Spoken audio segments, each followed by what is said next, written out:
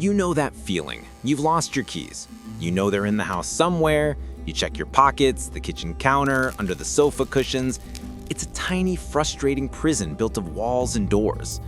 Now, imagine you could just look through the prison. Not with x-rays. Imagine you could just turn your head in a new, impossible direction and see every room in your house at once, laid out like a blueprint. You see your keys on the bathroom floor. You reach through the wall, your hand vanishes for a second, and you pluck them from the floor. You haven't broken the lock, you've just ignored the door. For one glorious month, this was humanity's new superpower, access to the fourth spatial dimension. We didn't just solve lost keys, we solved everything. And then, we realized it was a curse that would unravel the very fabric of existence. Act 1. The ultimate life hack.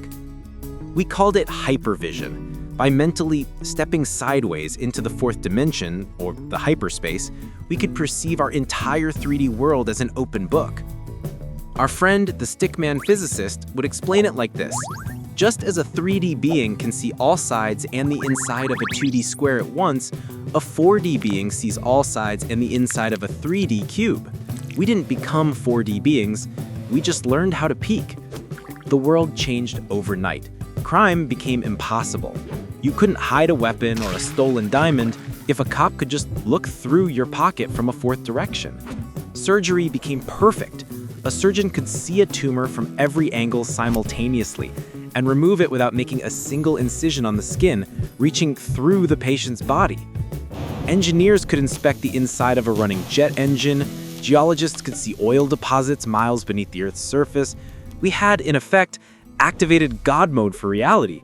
We saw everything, except for the one tiny fatal flaw in the blueprint of the universe itself. Act 2. The Great Unraveling.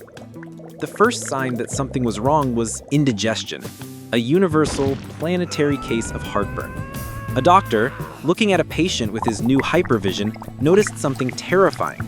The human stomach is a 2D surface folded into a 3D bag designed to keep acid inside. But from a 4D perspective, there is no inside. The acid was leaking, just a little, directly into people's bodies through the fourth dimension. Then things got worse. The stickman physicist came back and he was pale. He explained that the fundamental forces of nature are tuned for 3 dimensions. The strong nuclear force, the glue that holds atomic nuclei together, follows an inverse square law. It's perfectly balanced to create a stable universe.